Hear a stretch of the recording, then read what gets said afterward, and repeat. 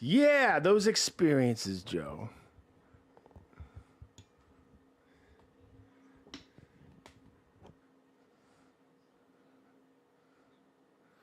All right, here we go, Joe. I gotta let the people in. They wanna hear. So we gotta go ahead and get this thing rolling. I'm excited, dude. Let me.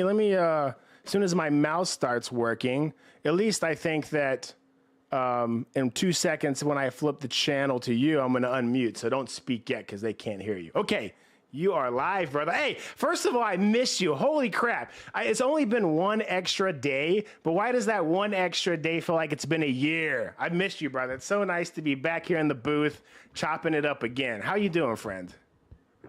Yeah, it's definitely the time of the week that we miss, and we long for that. We wait for that. I really enjoy being here and having these conversations. And today it's a special day, right? So we couldn't make yesterday, but today we are making up for our folks because we do have something special. For a good cause, right? And another day for a good cause. And I agree, it's been a long week. So I want to share this because somebody needs to hear this, right? Somebody had a really, really tough week. Somebody had a really long week. It's been one of those weeks, right? So I just want to share some love, some positive admiration, send some positive thoughts out there. If you need to hear that, I'm here for you. I know it's been a long week. Kick back. We got some interesting stuff. But yeah, Joe, I'm excited. Special guest, special time. Who is it? Who is it? Let me hear it, Joe.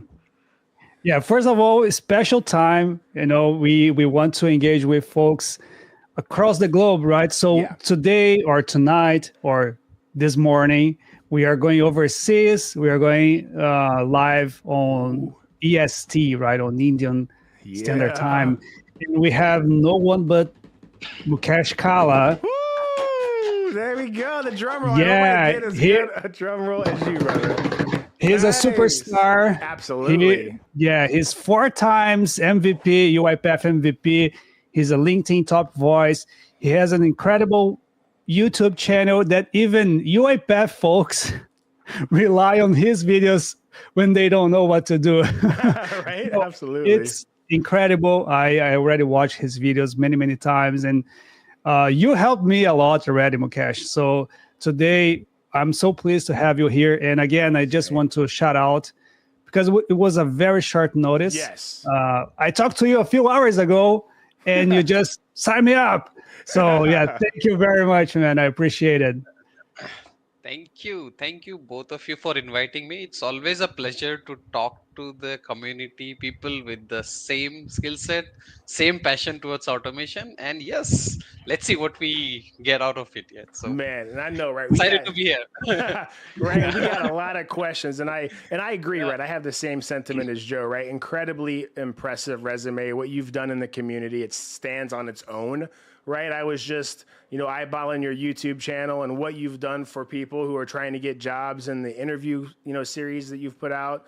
so much positive impression you've sent to me. And I'm not going to lie, 4-time MVP, I would be lying to anybody listening to this if I said that I didn't recognize what you did before I ever won an MVP award. You made an impression on me, people like you, right? And so super excited to have this conversation. And I'm also, one thing I'm also excited for is that you seemed a little nervous when we were in the opening lobby and you said, so what are the topics? And we said freestyle. You're like, oh.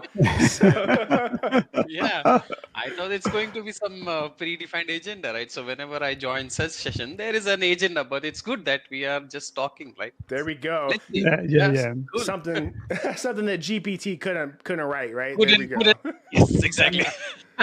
But Joe, I'm gonna crack this beer before we get started, friend. You know, Well, if you for want me, it. for me it's too late. I'm drinking coffee. So that's good. Mukesh, I know it's early- very early. morning. Yeah, so Yeah. so we are together on this There we on the go. same boat with some coffee, some caffeine to keep us awake. But let's get this started by introducing. Like I Yes. introduced Mukesh very quickly. So Mukesh, if you wanna just get started and talk about you a little bit, and then we can take from there. Yes, so as you guys have already mentioned that I am 4 times UiPath MVP, I have close to 10 years of experience, and right now I am leading a hyper automation practice for a company called Boundaryless Group. I have worked with previous companies like Accenture, Atos. You wow. might know it from Central. I worked for Deloitte. Mhm. I worked for Bank of England for some time, right? And then in this part, right? So Impressive. apart from that, I contribute to UiPath community, as one of the contribution is the UiPath channel. Apart from that, I am mentor with UiPath community, where I mentor students. Last year we did a program which touched at around 17,000 students, 17K Holy students. crap! Wow, that's Yes. impressive. That's impressive, yeah. amazing. Nice. Yeah, learning and upskilling to RPA. And then, as you mentioned, that I already had that mock series. I do Mhm. some of the live sessions in my native language, which is Hindi as well. So Beautiful. people who are not comfortable, so I try to do the same sessions in the native language. So Yeah. that's some of the contribution which UiPath recognizes. Yeah. Man, no Well, doubt. Yeah, that's so awesome because most of material we have and videos and sharing content in general is in English, right? That's where we have most of the things. But you mentioned something very, very important. You teach and you help people on your own language, right? So how much impact have you seen with that work? Okay. So I think I would like to share two instances which I really felt that okay, my work is getting something, like noticed or something, right? Yeah. So there was a lady, I just directly called. My number is available on my website, by the way, right? People can just go and they text and they email me, right? That we Mhm. want to do that, right? And there was a lady who just called me and I was like, okay, she was like, hey, I'm very much frustrated with my job. I am a game developer tester, Oh, and interesting. my boss is literally giving me tasks which I'm not able to do. I was just seeing your UiPath things and I felt somewhere I can do that, right? Yeah. And she was like, so I can quit. I have a kid. I want to do this. I want to do this, but my company is not letting me do that, right? Mhm. I was like, okay, let's do something, right? I told her that I'll try to train you, and the only thing would be that you have to pay full attention and you have to be with me with this session, right? So I trained her for close to 3-4 weeks on all this test suite and all. She was already having Wow. a technical background, and after some time she was able to change the job. And then during the DevCon summit this year, she met me in person and like, hey, Wow. do you recognize me? I was like, yeah, I do recognize you from the appearance, but not really. And then she was like, I am the lady you helped me to change That's from that phase, Wow. and now I am a full-time RPA QA working in this company, attending DevCon and listening. I was like, okay, man. this is Wow. something which is great, right? So Right? yeah, Wow. Yeah. That I that give me some shivers because it's such a impressive and you can see the impact right there and then, right? And it's so amazing because it changes you from inside, right? You yes, yes. you think you are helping others, but it's actually the other way around, right? They are helping you to grow as a Yeah. person, as a professional. And the thing which has changed after that is when I was previously making videos, right? It was just like, okay, what is best which I can do? And Mm-hmm. now my majority of the content streams around at what the audience is liking. Yeah. So previously I used to just build on topics and all, but now most of my content is kind of a live content. So I start live to session. So this is what I have learned again from this YouTube, right? When I am talking to the camera, people are okay, fine, you talk to camera, you Mm-hmm. they are interested, somebody listen. But when two people are talking, like we three are talking, right? Yeah. Then people are more interested to listen from that conversation and learn some things. That's why if you see my channel, the highest going videos are the one where I'm talking live to Yeah. people, taking live interviews, discussing their problems, right? So what's your take on that? Nice. No, I think that that's like an excellent perspective too, right? I feel that the value that you can generate and when you see it impact people's lives is great. But when you're able to also do it real time, right? And they're engaged and they're asking questions, there's something about that connection when people already know you have information out there and Yeah. then they get an opportunity to actually correspond with you. It's like they feel like that they're on the team, right? They feel like Yeah. they can reach out to you and ask you questions if they get stuck or if they need advice, right? And I love the bridge that you've built with the community that you're creating, right? And it's no small feat, right? Tens of thousands across LinkedIn and YouTube. And I think that the best thing is you just put the value out there, right? You don't need a lot of flash. You're putting it out there for people to really take the opportunity. And so I think that that's beautiful. What do you think if there was somebody who wants to start this journey, right? Because that's one thing I love about this space. You can come out with really good solution tutorials, but damn, like UiPath's product is phenomenal. They'll bring some new stuff, and now that's no longer state of the art. So I want to get from your perspective as someone who's went down this road. If you're someone who wants to be the next Mukesh and wants to help and build tutorials, what was it like for you trying to build this stuff while the tool is evolving? What kind of recommendations would you have? Okay, so building content is, see, first of all, I'm not an expert content creator, Mm-hmm. right? I'm not that guy that who is having all this, good. I'm the single person, right? I don't have a team who does this research, thumbnail. Oh yeah, Everything right, is right. generated by me, right? I'm Yes. learning over a period of time, but one thing which I noticed is that when I used to look the other content, right, other people content who are in this space, and Mm-hmm. then what the thing this I was trying to create a content as they are creating, Yeah, right? yeah, yeah.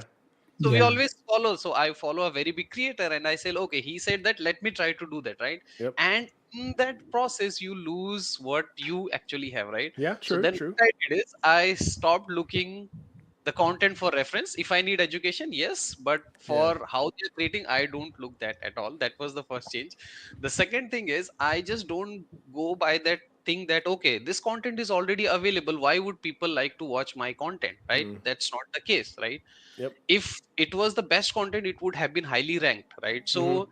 when I was starting with this basic series of UiPath, right, and there was always a question, right? It's already available in the academy, right? It's already Yeah. available by creator. Why Yeah, would you true. again like to reinvent the thing, right? Mm-hmm. And the thing is, why you want to do that? Because you have something different which the other creator does not have. The Mm-hmm. way you explain, the way you speak, Yep. and the way you are able to interact, right? And there is some new element which you have to put in those videos. Mm-hmm. And for me, the new element was I created my own website, mukeshkala.com. And what I did is, whatever I am doing, I just uploaded all the materials, files, exes on that website. Now Yeah. whosoever is watching my video, they can just download those files and practice along with me. Mm-hmm. So at the end of the video, they are not just getting and understanding, they have the full-fledged use case at the end of the video. And they got So everything they need to kind of like progress yes, through it. That's great. It's like Yeah. almost yes, like a repository.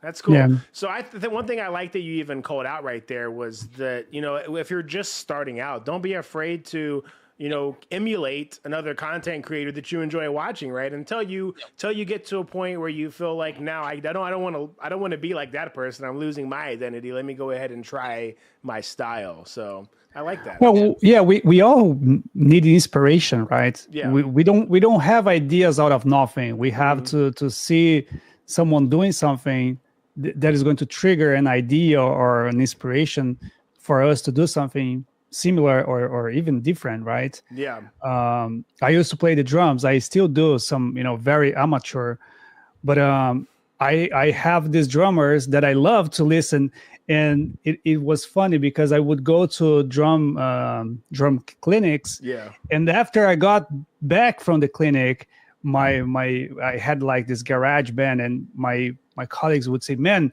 you sound different," because I would see someone doing something, and that would inspire me to play different. And I believe this applies for everything, right? For content creation, for professional life, programming languages, everything. Even Like, how you're probably building bots, right? I mean, when you built your first solution and some of the things that you didn't consider, probably a solution architect was like, "Hey, buddy, you forgot to do this test, or you forgot this scenario in your error logging, right? So your log handling." So I think that's definitely true, right? I can't argue with the man. Joe does this. All right, we'll get on here and I'll be like, "Oh, that's pretty interesting," and he'll be like, but there's also a valid point here. So it is a pretty universal truth, I think. But what I would like to chime in there, I don't think that is universal. Is that people being naturally comfortable to go ahead and emulate and put it out there, right? Some people might be afraid, like, I don't want to go out there and do a tutorials by Mukesh style video, because then people are going to be like, "Dude, you're trying to be like Mukesh," right? So I think that there's a scenario too where people are afraid, but I'd say, hey, even though it's universal and you are inspired, don't be afraid to try it. Put your content out there. I guarantee you, nobody cares at that level, right? I mean, now if you still catch a script and you're word for word, you could probably maybe you get a strike. He might report you, but as long as you're not stealing it, right? I don't think there's any harm there. So my only point, Joe, was like, hey, if you are in that nature, don't be afraid to at least attempt, right? To go out there, try it. So exactly. There is no harm in attempting, right? See, I started YouTube by looking at somebody else, right? That, okay, if this guy can do it, let me do it, right? And if you just go and watch my first video, I just created it on a free software, which still has the software marking on the video, yeah. right? Oh The man. And I watermarker. yeah, watermark is still there on the video, right? Yeah. And I didn't remove that video, by the way, right? I just keep it there for the people who say that, hey, I want to start. And if you listen to that, the voice is, I'm just using my mobile headset. Yeah. And over a period of time, when you revisit your videos, then you realize that, okay, it was not. But I didn't Yep. realize that day that when that shift happened, right? It happened over a period of time. If I Yeah. ask you, right? I see both of your setup, right? Let's a question to both of you, right? How much time did you take to bring to this setup? Did it happen in one day? Yeah. It's like 4 years of setup. 4 Yeah. years Yeah. later, right? Try Now, here, this there. this setup, Exactly. right? What you both are having, right? It took you 4 years. Like, what painting should I put on the wall? There should be a TV. There should be a TV which should have beers and this animation The running, logo. right? Oh yeah. Yeah. Exactly. So that takes Yeah. time, but I agree to you. Get started is the Yeah. important Take thing. that Take step, right? inspiration and then just Action. let So go where it yeah, goes. I believe that we should act more and think less, especially in the beginning, right? So start doing something. It's not going to be perfect. It will probably suck. It will be terrible the initial ones. Yep. But eventually you start learning and you get better and you improve yourself, you improve your skills, you buy some new equipment, some camera, microphone, whatever, software, and then things started going better. This very podcast we were talking the last session, just Jeremy and I, if you watch the first 5 episodes, probably, If you can man, watch them. yeah, I cannot watch. Yeah, right. It's like, I will cringe. tell you that I cannot watch. But then we were always on the side talking. Man, we need to improve this. Camera, microphone, or even the looks, because what we see here on our screen is not what we see on the stream. The stream has a different theme, right? Yeah. So we have the camera set up and so on and so forth. So all the small, tiny little details that who just see for the first time doesn't Painful. pay attention, right? It's transparent almost, but for us it makes a ton of a difference. Yeah, no doubt. Speaking again, something new, Mukesh. I'm gonna lasso us back in here to automation. Have you started the dive into AI and autopilot and stuff like that? Let me know where you're at. Where do you sit currently? What kind of experience do you have on that stuff? Okay, so I am AI. I am doing because last year I was the studio MVP. This year I am MVP for DU. So Okay. AI with UiPath, we Awesome. are doing it right. But something new, which as you already mentioned, right, autopilot is something which we are exploring as a company, as an individual, with the UiPath product team as well. So yes, I see it as a new dimension. It has opened to the automations, right? So we are moving away from attended, unattended to these kind of stuffs, and trust me, the possibilities are endless, right? Mm, It has an endless possibility. So yes, to answer your question, yes, I've started nice. looking into this autopilot kind of stuff. Now, so part of my topic and presentation at Ford this year is about agentic process automation. And so I've been asking at least everybody we speak to the same Hmm. question, and I want to get your thoughts and feedback. Is RPA dead with agents now? Is RPA dead? I think no. Okay. So it is not RPA versus agents. Okay. It's agents plus RPA, or other way around, RPA plus agents, right? Okay. When AI came, everybody was like, now AI can do this, AI can do this, right? So you have, okay, by the way, I can meet you at Forward. Great. Yeah, let's do it. Look it up. We might even have to do a podcast live from Vegas. Right? I just recently got my visa approved, so that. Beautiful, bro. Nice, nice, Yeah. nice. Are you doing Tech Ed Day? You teaching?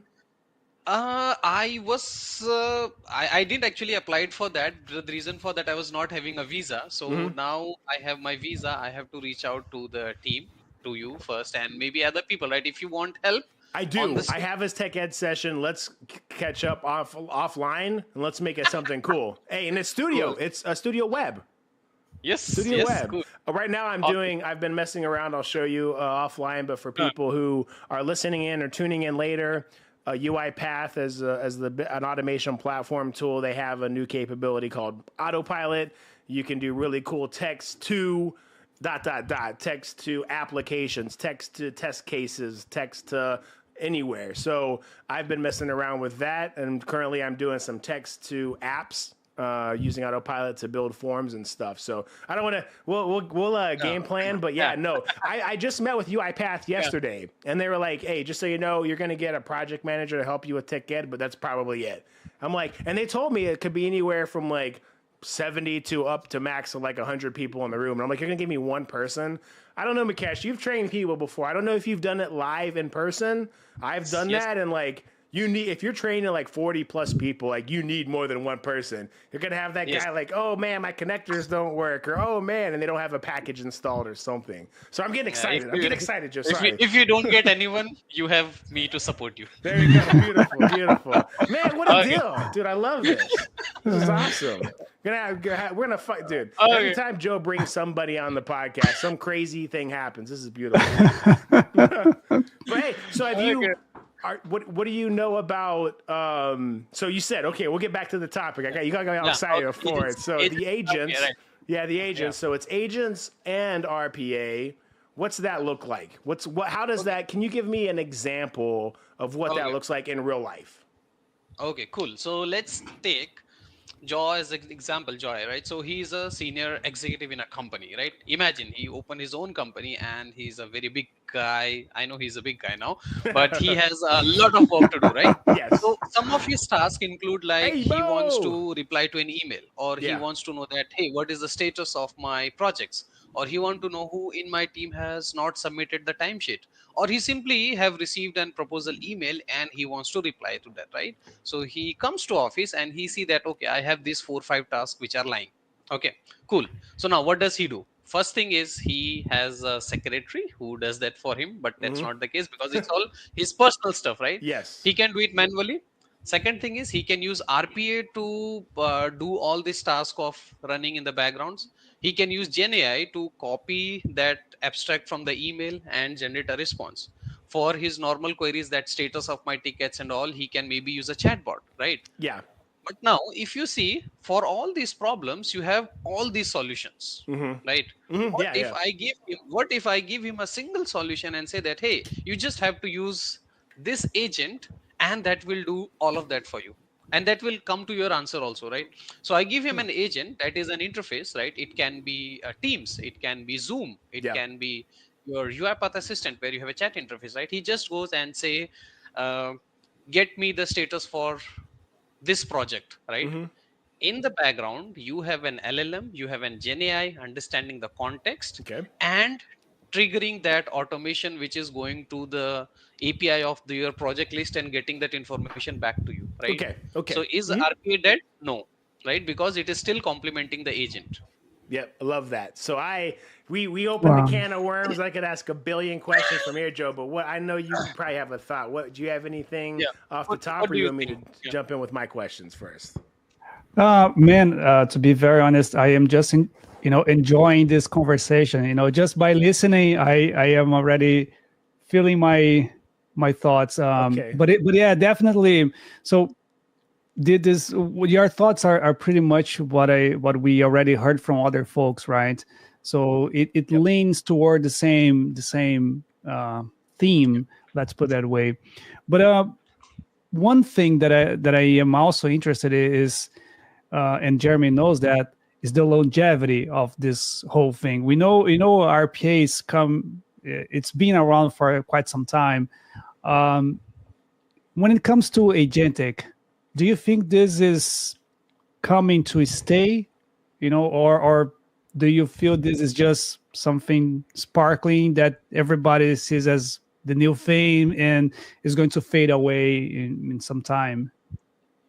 I see this as staying, and I am not an expert again, right? But for me, what I see is most of the big companies, right, are trying to put this agent into their software itself. Yeah. So if you have noticed, right, Adobe, PDF, right? Mm-hmm. Now, if you open the PDF software, you have that small thing on the right side where you can ask a question and get the answer, Yep. right? Yep.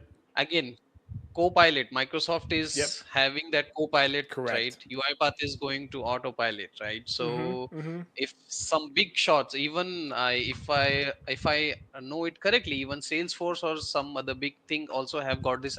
IBM, right? IBM is into this thing. They call it agents with the help of IBM Watson X. So Yeah. the IBM Watson X is a thing, right? You might be aware of, Yep. where they are helping you to create agents. IBM has its own BPM tool where they use agents as the front end.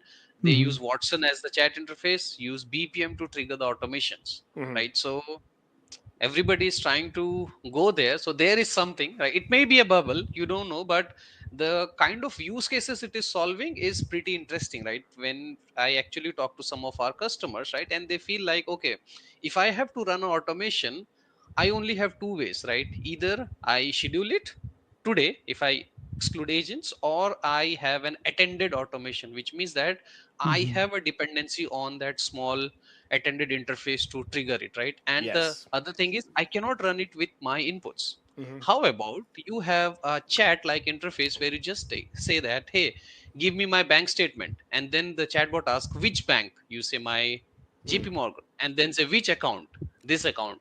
Do you want saving? Do you want this? So it gets all this input and now runs the automation based on your inputs, right? That's the power. And now imagine the use cases. Mm-hmm. So it opens the window of business opportunities, I would say, which you cannot tackle with the existing solution. It was there, but there was a little friction on running this.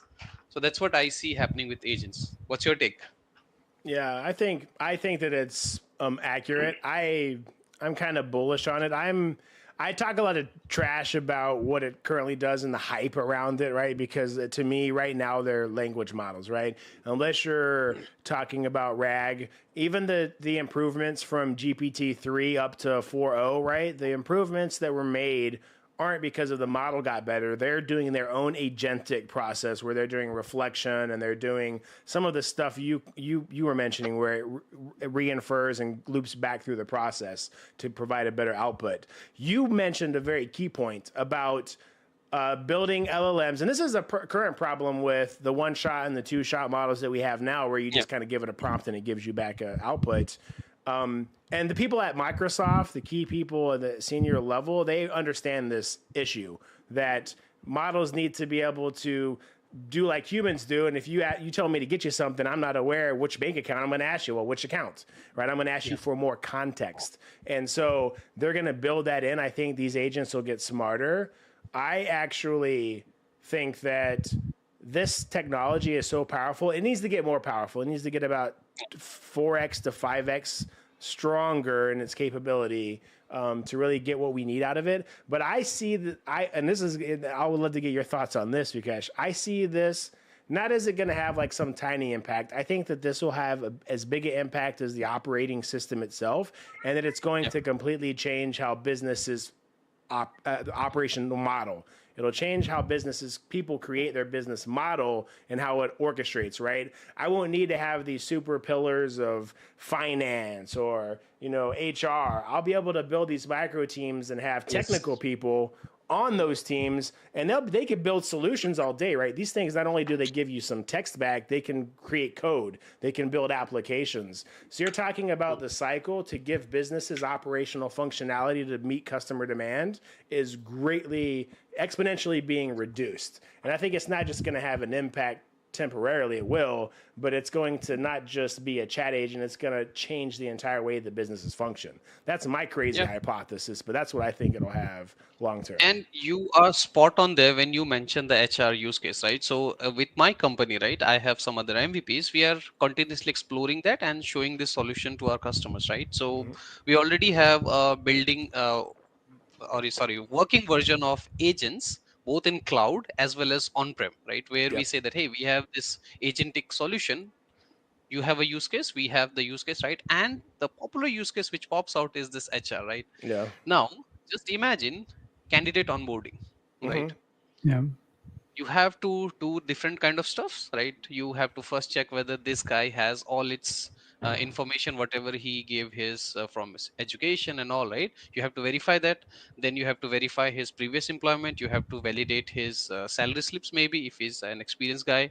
Then you have to onboard him to your system, generate his passes and all, right? All these are 6 7 8 different kind of systems, or I would say automations in today's world, which you have to do, right? Now there is an HR person sitting, right? And if he or she has to just onboard a candidate, they go for all these processes, right? But not everyone has to go from all the processes. If there is a fresher guy, he don't have the background check, he don't have this thing, right? Now what if I build a agent on top of this, right, which understand the input from the HR that, hey, today I am going to onboard Mukesh, who is a fresher and have no experience. Okay, I understood. I just only want to run this and this process. That would be the power, right? So you already have all of this, and that all processes which I say, that's are the RPA, right? That's where you would need RPA. Till the time the applications do not provide you the API accesses and all, right, you still would need RPA, right? When you have the API, then again you can do the API call from the agents directly. That's again a new game, right? Directly call the application directly from the agents, right? So let me jump here, Mukesh. I don't have any, to be 100% honest, I don't have any experience building agents or automations with AI, whatever. Like, I just see people doing or listen to people talking about it. So from a development perspective, how much more complex is to create a solution, not an automation, a solution like you just described that has different automations plus this AI portion, right? That is going to make decisions on the fly. So, and I'm asking that because I remember when I started doing RPA, it was really easy, quick and easy to understand. I had this technical background, so for me it was really quick and easy to understand and to learn RPA. But I don't know how quick and easy it would be, for me right now to create an automation or a solution with AI, with LLMs, with all those things that you were saying. Okay, so the thing is, again, I'll go back to the same discussion which you're having in the beginning, right? It's important to get started, right? Yes. Trust me, I am not at all an expert in LLM. I am not at all expert in AI, right? And the other thing is, you cannot do it alone, right? Yeah. I It's very cannot important. just say that, okay, I am going to build the complete agent by myself. I am the superhero. I will do it. I'll figure it out myself, right? No. Mhm. It's always okay to take help from your colleagues. It's okay to ask. If you don't know, I appreciate, right? You don't know, okay, get me, right? Give me what you have, right?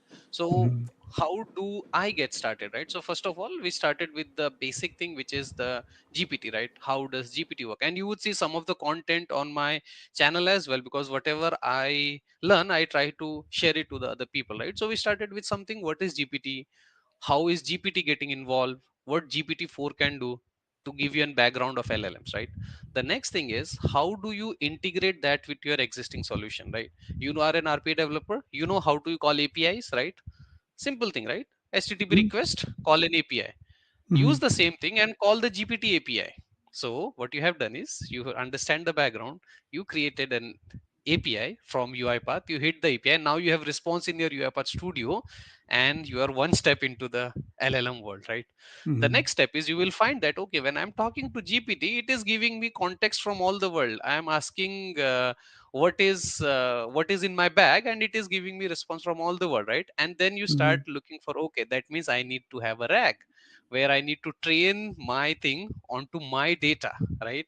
Then you write your UiPath automation to, pick your data, which could be PDF, which could be Excel, anything. You pass it to GPT, you write the prompt in a way that, okay, now respond, but only this thing. Hmm. What you have Mhm. actually built is a RAG, right? And then you just associate it with the hi-fi words, and you're there. That's how you get started. And Wow, rest you'll figure it out. that you made it sound so simple and easy. That's funny. No, I Is know. it?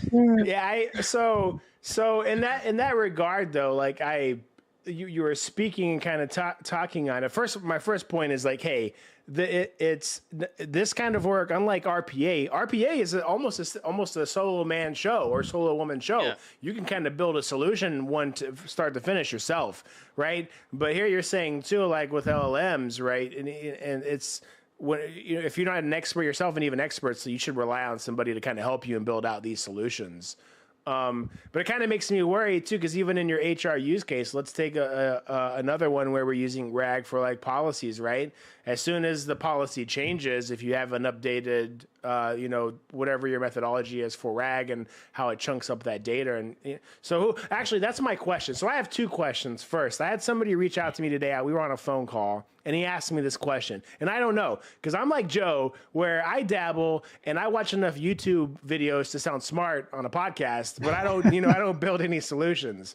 So they asked me, when it comes to like GPT, how big is it, the model itself? Like, are we talking like if I want to deploy something locally, is it like 50 gigs, 60 gigs? Is it 100 terabytes? Like, that's my first question. Like, how big is it to deploy something like this on a prim in case somebody's interested? And then second question, I'm taking two, Joe. Second question is, who in this future state, who owns this, right? We just talked about the HR scenario with the policy letter. Somebody's got to update and maintain it. Is the RPA team doing it? Is it just another IT team doing it? For you guys, you said you're starting to propose these solutions to your customers. Who's maintaining it? Are you guys pushing that into production? Love. So first, how big is it to deploy? Two, who owns this stuff if they're pushing it into production? Okay. So what Good we questions. actually did is, right. So first thing which I want to tell you is, right. Not every model will fit every use case, Yeah. Okay. right? Yeah. Mhm. So we start with RPA, right? You know that I have this RE framework. I have to use the orchestrator. I have to use the attended robots, right? There is no option for unattended robot, right? You have to use it. You have the fixed set of things to put your solution on. When it comes to these use cases, you don't know, right, whether it's going to work with Azure, whether it's going to work with OpenAI, whether it's going to work with, let's say, Llama or any other tech, right? So the first thing what we did is, we tried to compare all these models on our capacity, right? We know that which model works best for which thing. Okay. For Yeah. Yeah. summarization, let's say OpenAI is better. For Yeah. comparison, this model is better. For language, this model is better, right? Yep. Use So again, Llama. Yeah. first you you decide, right, which one is better. The next level to that is whether they are available on cloud or they are available on on-prem, right? So now that coming to your question, Jeremy, right, as of now for on-prem, I think only Llama 3.1 is recently launched, which Yeah. is I don't know the parameter size, it's available there. So Llama Llama 3.1, agents. Sorry, I'm yeah, Llama excited. agent, yeah. So Llama 3.1 is something which we are looking for when somebody wants to have a private, right? So I'm a banking client. I don't want to share my data with any cloud, right? You say that, okay, it's a private cloud, but I do not want to share the data at all, right? Okay, we have an option: buy a server, deploy the Llama on top of it. Llama has been trained on good enough parameters to answer your general queries like what is the time, what is the difference between the moon, and all this stuff, right? But Yeah. what you have to do now is you have to train Llama on your data set, Yeah. right? Mm-hmm. Now, what is your Mm. data set? It can be that HR onboarding documents, and as you are mentioning, some kind of insurance policies, right? Yep. Yep. To the on top of that Llama, and now you have Llama 3.1 plus your data set as a big data set, and Mm-hmm. now put an interface on top of it, ask question and get answers. Yeah. So I hope that answers your questions. Yeah, it did. But how big? How big are we talking? uh, Terabytes? I mean, okay. obviously, some of it uh, might deal uh, with your own data yes, sets as well, but you yes, still train it. And I'm sorry, yeah. Joe, the guy that I have a follow-on question. So it's really because you Oh reminded me. man, But come on, you gotta let me ask a I follow-on question. So uh, first, what's the size? What's the size? Okay, size I need to check Google, but what we recently found it's right. So the use case for the on-prem which we have, it Mm-hmm. was just like, document comparison, and the Yeah. document were small, let's say 15 MB, 16 MB documents, right? And it was able to easily manage that kind of data, right? Parameter size, I need to do a Google search again. I am Cool. not, it's not available with me right now. Yeah. I sorry, Joe, for my follow-on question. go I ahead, had a go guy ahead. I had a guy, he asked me this. This is a legit Uh, question, and these are some people, executives, they don't understand this knowledge, right? They really don't get this. So he was arguing with me in a sense. He's my friend, so we have these arguments, and he said, like, he's like, Jeremy, like, even though they have these models, when you type your information in there to get a response, it's still got to reach out to the internet, right? Because it doesn't like Llama, it doesn't maintain the entire database of the internet or a general base in its brain, right? Does it? It still has to go to the internet and make a call. Is that true, or is the model trained and it doesn't have to go out to the internet? You can just ask it questions already. Disconnect the machine from the internet and try to fire up a question. So say it again. Try. Disconnect your machine from internet and try to fire up that question. Okay. Yeah. Will it work? But Yes. okay, there we go. So there we go. You said it. It's disconnected and try asking a question that'll work. So Yeah. Yeah. and it's not connected to the internet. Thank you. So that's the and that's why I tried to explain too. But there's executives that don't know that, right? They say, hey, if I want to deploy it locally and I use Llama 3 and I give it a document, is it still sending that to the internet to make a determination? No, it's No, that it's model's not. been trained, it's been deployed, it's secure. There's no internet connection. Cool. Thank you. That's important It would information. be installed on your local computer only, right? Yeah. So it would be installed on your local machine. You can use your normal Windows machine as well, but you will get a response time. If you have a gaming laptop, Yeah. then you will get a good response. I got it But if you really have a good. okay, so you have a really good one. So then just try to install Llama 3.1 from the server, and they have given all this information that how do you connect, right? So Yeah. personally, I like Python to integrate it with because Yeah, it's easy to write absolutely. the code. Syntax and Yes. all is available, right? Deploy the Llama, just ask Fire, hey, who are you and all, right? Disconnect your machine and then let's see It'll still how it do it. goes, right? Love it. Yeah. Yeah. Yeah. Sorry, So Joe. so that's a very interesting topic because it comes down to the security, right? And you were mentioning financial institutions and so on and so forth. Yes. I have this background. I work with a bank, and we are very very worried with the security part of the information, right? So Uh, when we speak about AI and models and this and that, so the question that always come is what Jeremy was saying, right? Was asking. So does it go to the internet? Is my data secure on premise or on my private cloud, or is this going to the internet and then feeding someone else model, right? yeah. from what you were saying, my understanding is that it depends, right? It depends the model that you are using, but it's possible. But Yeah. then it's a little bit limited at this point in time, right? To places that have more restrictions or regulated, those models are still limited to some extent. Then is that Yeah. right? Yeah, but personally, right, I like to address it in two ways, right? Mm. Yes, these models are limited, right? But I just cannot get everything, right? I cannot get everything, right? So you have cloud models which are very super duper. They have all these new models Hmm. coming up, a lot of parameters, and at the same time you want this, right? So you cannot get everything, right? You have to stick to that. The second thing is, I am not an expert in security, right? I Hmm. get the information whatever I read from internet, or I just try with my own one computer, right? When you propose such solution, the bank already would have a security team, right? So Yes. they have to always help me, right, that whether this is secure, right? You cannot just deploy a model by asking Mukesh, hey Mukesh, is it secure?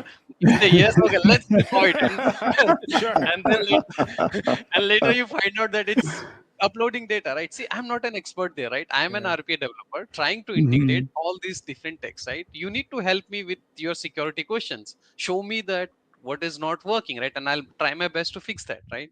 But short answer, no, but I don't know, right? Because I haven't deployed it on a, let's say, a bank, right? Yeah. Exactly. So the bank Exactly. security team has to challenge me, right? That okay, I have a proof that it is uploading. If not, then yes, you have to agree to me.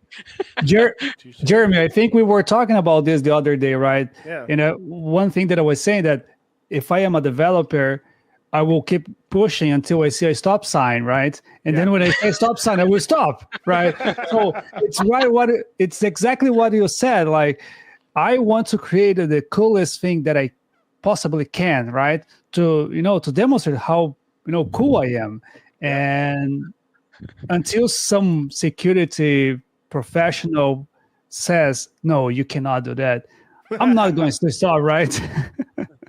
No, No, I so love that's that. no, it's not. But I think the way it should actually get portrayed is that, right, whenever you start such solution, right, you need to have a team of security expert. You need also to have team from Yes. infrastructure people, right? That what kind of GPUs you want to write, which NVIDIA you want to go for NVIDIA, you want to go for AMD, Oh yeah, right? Nvidia. I don't know, right? I don't know which is good, right? I am personally, I'll search internet, whatever I get, I'll buy that, right? Yeah. But if you're implementing it for a customer, you need to have a person who understand these stuff, Yep. who understand Yes, scaling, who understand 100%. security, right? So you cannot do it alone. You need at least spoke from the different team to help you, Yep. right?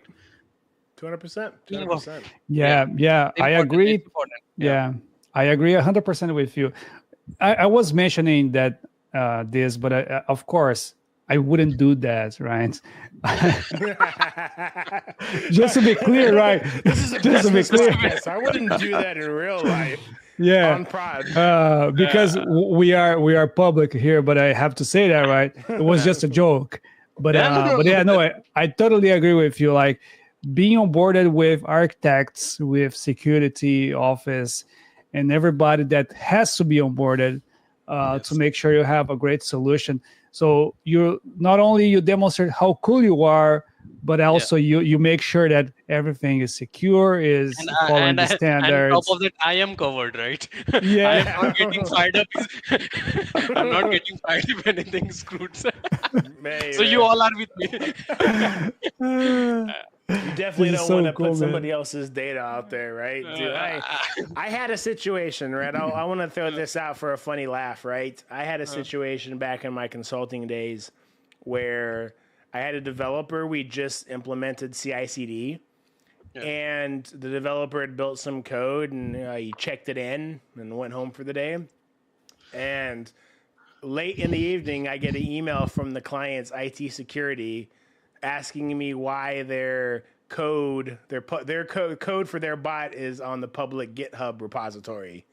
And not only was it Wow. out there, it had a SharePoint hard coded API key, site key.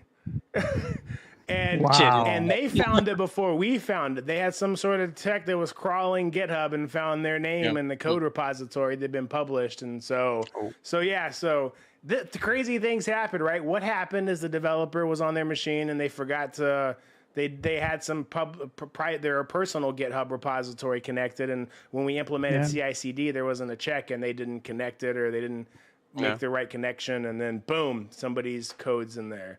We didn't lose the customer, never lost the customer, didn't get rid of the dev, right? The dev definitely pooped their pants when they found out what they did, right? They were scared. So you could, as anybody would be, right? When you find out and you're not the one to do it. So yeah, definitely. You said, I don't want to be the one. Yeah, no, you never want to be the one. You don't want to be that guy or girl, depending. Yeah, you not necessarily you need malicious intent to something bad to happen, right? Yes. CrowdStrike. Right? Yeah, Have exactly. to be malicious. Yeah. There's one thing that happened to me actually, like 10 years ago. I was working to this company, and we had so many different passwords and credentials, and I had all stored in one Excel or one text file in my working laptop, right? In my mind, now I know how stupid I was, right? But I wanted to make a backup, right? I want to have a backup of that file because I thought, what if I lose this, right? I am screwed. Guess how I did the backup. Just try to guess. You send it to your email. Yeah, he emailed it to himself. Email. Yeah, I sent to my personal email, my Gmail, and then I was trying to have a backup, just that. But man, next thing I know, my manager came to me. Oh, the folks got you. They found you send this email to yourself. So what happened here? So I had to explain, right? And I had to do like some trainings and prove that I had deleted. My manager had to report. There was all sorts of things that I had to do. But man, that was a taught lesson. And then to prove yourself, you have to show them that, hey, these are my passwords. See, it's not your data, right? So you end up exposing your password now to the security team. Dude, that is wild. That's crazy. You have any? I have a even crazier situation than that, Joe. Like I did something very similar, but the whole story around it's even crazy. But do you have any weird stories like that, Mukesh, where you were either you or somebody you were around that something crazy like that happened? Can you think of something wild? Like it was like, oops. Yeah, I know from this RPA thing, right? So I was leading a team. So we had it's definitely your fault then. No. Yeah. He said I was leaving the team. It's kind of my fault. I'll take the blame, right? So we had this developer. There was an issue, right? And he copied the stuff. And now what happened is there was an issue. And to fix the code, what he did is he updated the config with his personal kind of paths, right? And that personal path was again shared to everybody. We had the developer shared drive. He put the developer shared drive link into the config of production, and it got checked in and it was working there, right? and it was all fine, right? Because it was also a public drive for developers. He just checked in. I also didn't verify each and every instance, right? And I was like, okay, let it be, right? He's an let it go. Fix the issue, right? Fix the issue, right? It got working. And the strange part was all the logs because he has put his drive, all the production logs, everything was getting dumped in the developer machine, and nobody noticed till the time it got again faulted. Next time it got faulted. Okay, let's go and find the logs. Okay, where are the logs? We don't see logs in production machine, but how it is running without logs? Okay, then you find okay, from last 1 month we are getting the logs into my development machine, right? And then, wow, it's like crashing. That's nuts, man. So, no, my story is very similar to yours, Joe. Right? So if you're familiar with large companies like Tata or TCS, these companies are massive. And the problem is like we started doing RPA. I was doing RPA almost 11 years ago at USAA. Tata was one of their key blue chip clients. And the problem is when this technology started blowing up and they saw that we were saving USAA millions, Tata executives came down and they said, "Hey, Jeremy, you're great at talking about the use cases. We want to go take you." And they started putting me on the RFP responses. So if you're not familiar with that, it's like when they get offers and the company reaches out and they want you to write a proposal. I was on the team helping build the proposals because I knew the use cases. And they were flying me out to different places. Now the issue here is that they're flying me out to competitors of the customer that I'm working for. So I'm here at USAA, TCS, Tata's flying me out to Citibank in Florida to pitch them on RPA solutions that I'm building over here. Right. So, looking back, it's not the greatest scenario, but, they were like, dude, this is Jeremy. That's what you do. And like TCS, it's kind of understood. Like if you want to progress, then you got to take on these extra responsibilities and help them get deals. So that's what you do. And so long story short, I was doing this for them and they were jerking me around on a promotion. They're like, "Oh, we'll give you promotion next year." And meanwhile, they were giving me title. I had a bigger team doing this, but no raise. And so what ended up happening was my boss got this great VP job at another company. And I was like, I'm kind of tired of this consulting work. And he wanted to start an RPA program. And I was like, well, I don't have to be a consultant. I can be on the customer side. Come with you. You're a VP. I can set up this program. Love it. So what I did is I decided to shoot myself some emails of some of the templates that I'd used, right? That we did for like a PDD or something. I said, to show myself some templates. And and here's the thing. I've been sending RFP responses and all the work I've done for Tata. I've been sending all that work outside of my personal email for months. Nobody cares that I'm working in these $1 billion deals and sending paperwork out to myself through Gmail when I shouldn't be. But as soon as I send a template, it's a problem. But here's the situation. I sent these templates. And I'm all good. I decided to give my notice into TCS. I said, I'm leaving. I got a job offer. I'm going there. They're like, great. And I was working remote. So HR calls me when I'm supposed to give up my badge. They said, hey, plans have changed. We need you to meet at the front office and drop your badge off there. So I go in there and it's me. And it's like, Ram, who's like the head of delivery at USAA, so he owns like 1,000 consulting resources there, and I'm like HR and all these people there. I'm like, what the heck? And they said, hey, Jeremy, we noticed that you've been sending some templates out through your email. Information security caught you, and I'm like, dude. I was like, dude, I was using those for a project or something. I don't know. I tried to make up some excuse. At the end of the day, when I came in there to turn in my badge, they said instead of it being me quit and leaving for the job, they said they're going to classify it as a termination because I shared those templates outside of the network.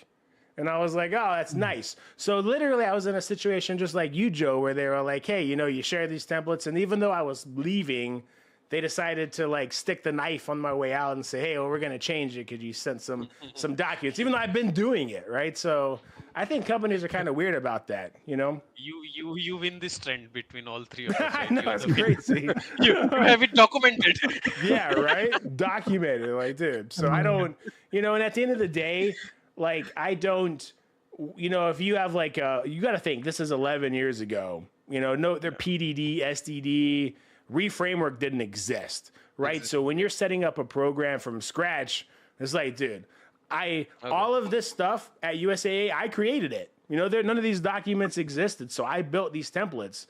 I have the knowledge in my brain. I could just go rebuild it over there. So you're telling me because I saved myself a couple hours and I shipped myself the template that it's not proprietary. There was no data on it. It's literally a template. So, I was like, whatever. But, hey, I have my own opinions on it, but everybody can have them. Yeah, you can't quit your fire. So, that's what Chad said. It's that, man. Wow, it's so complex, this topic, right? Because you created while you're working for them, right? Yeah. So if we check your contract, it's probably saying that whatever you create while you are intellectual property, absolutely, exactly. But I can recreate it. But I get your point, right? So there's no proprietary, there's no data per Oh, se there, right? dude, I just realized too. It's been so long. Like I miss telling the story. I did not get fired for sending templates. That's actually not why they terminated me. They terminated Hmm. me for breaking a non-compete and joining a company, Southwestern Bell, that was a competitor. They Ah. were they were like even though they were in a completely different business than USAA. USAA had a subsidiary company that did similar business. So I forgot. Yeah. So it actually even though I sent those things, and you're right, it was IP. They probably could have just terminated me for that reason. But there was something weird. They had the proof, but I guess my story or BS story was good enough. But they actually what they terminated me for was violating a non compete because I joined a company without waiting 6 months to do it. It was funny you were saying that. I don't know what triggered that thought. That it was like, oh wait, I'm lying here. That's not even actually what happened. Hmm. Hmm. But it's Yeah. complex, right? I agree with you, and I guess that's like an ethical debate. You know, like whether I gotta take the templates or not. I knew I could just recreate them because it was in my brain. I just didn't want to have to recreate them. So was it wrong? Maybe. Was it right? Probably not. Well, we get wiser, right? We make mistakes, right? I think we started off with that topic, right? When you're first getting started and you don't know what to do, you're going to make mistakes, but Exactly. don't be afraid to try something. Yeah, I had a lot of issues with production when I had too much access, and That's, that I sounds I dangerous. Sorry. man, I Having too have much stories for access. myself. Colleagues of mine. There was one I almost shit myself. I was production support, and I had like full access to the database, Mm. and I was trying to improve. Right, I was trying to make some improvements, but the most basic rule when you are doing changes on your database, you make a backup, or you create sessions, right? So you do sessions, and then you can roll back, and then when you're sure, you commit. I didn't do anything of that, right? And what happens was I deleted, like I deleted Oh like man. a full table, or Oh man. was I think it was many tables. I truncated the It's whole needed a whole production database. scheduler. So we had like 50 or 60 jobs, and they were Wow. scheduled on the database. I just deleted everything. Man, when I realized that I had deleted the schedulers, I just, for a second, I just froze.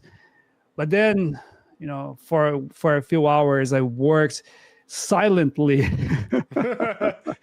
just with myself. Thinking about what you're gonna do as the next job. Yeah, you know, well, so the pressure taught you a lot. Yeah, it And does. I just True. started working one job, and then after another job, I had some data on the QA database. I knew some of them off the top of my head, so I kind of created them on the fly.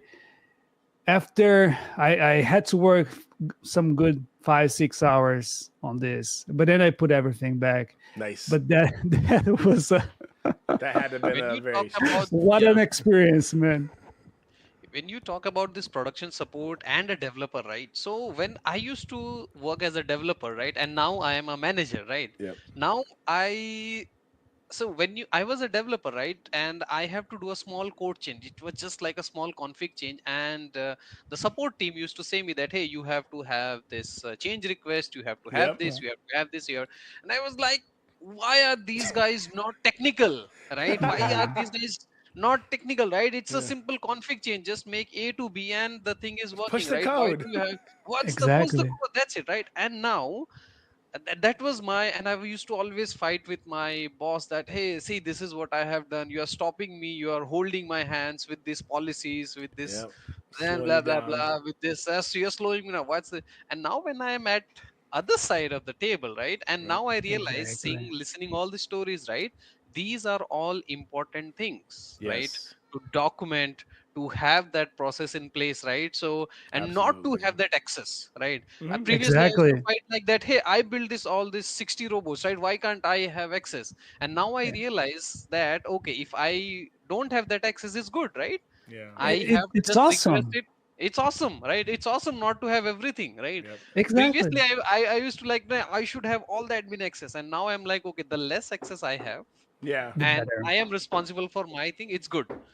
So yes, these all things, you when you mature in your career, you go to that stage, right? You realize that, okay, these are all important stuff. Yeah. Exactly. I used to think that if I had all the access, I don't know, there was some importance, right, to my role, or I was doing a better job, or whatever that was. But exactly as the time progressed, you realize that not having the access is actually a good thing, right? Because then Yeah. one, No, I'm not. you don't risk doing mistakes. Yeah. Two, you have the segregation of roles. Three, you have to have a process, a change process to implement your changes. Yep. You have Absolutely. then the support folks with the right access that Yes. will pay attention better than you as a developer. So there's a lot of Yeah. good aspects to it. But man, the conversation is going awesome. But Too I long. just realized is 11:37 p.m. Eastern time. Yeah, no So doubt. I'm My okay to, kids, my yeah. kid is kicking in the door. He's like, "Papa, get out of here! I want to go to bed." But hey, before we never want to close it down without a nice soft landing. So, Mukesh, we genuinely appreciate you spending your time coming to the show. I can't wait to connect it forward. But I would love to get anything that you have, any cause that you want to share, whether it's promote your YouTube or some new initiative that you're working on. I'd love to give you the floor for 30 seconds. Let us know what you're working on. Let us know what the people should be checking out coming out from your end. Okay, so if you are an RPA developer, you might be looking to upskill yourself, right? And you might be thinking, what should I learn next, right? I take a lot of interviews. I talk about it. That are the free mock interviews. Any one of you wants to test your knowledge, reach out to me and I will arrange a free mock interview for you. The second thing is people always ask me that what should I learn next, right? And my obvious take is learn databases and learn at least one programming language, which could be Python. The next question is, where do I get started with Python, right? So I have started a series on Python on my channel Great. from starting, that how do you install Python, get started with hello world to connecting with RPA and Oh wow. working, and a database series from installing SSMS to connecting to UiPath and passing data to and fro, right? If There you're a you go. beginner, check it out. Hey, he said it right. He believes that the road for generative AI is not going to stop anytime soon. And he's giving you a course on how to get started. Joe even said it earlier. It's important that you take action. You got to take that first step. Don't be scared. I love this session. I think I'm for once, Joey might have hit on mark. I might be a session I'm looking forward to listening back to. But Joe, what do you have, man? What Exactly. do you have to close this out, brother? Just appreciation. I really appreciate your time, Cash. Again, short notice, so no plannings, no time to plan too much. I really appreciate your time and your effort to be here. Jeremy, I appreciate you as well as usual, Yes, my sir. partner in crime. So Absolutely. our 11th episode and moving towards our goal, our fifth episode. Beautiful. Well, thank you, Mukesh. I'm going to cut the Okay. music, get us out of here. Thank you so much this evening. Thank you guys. And to everybody that watched and stopped by, appreciate it. To those listening on Spotify afterwards, love the support. Everyone have a wonderful weekend. Let's get out of here, Awesome. Joe. All right. Cool. Rain ended.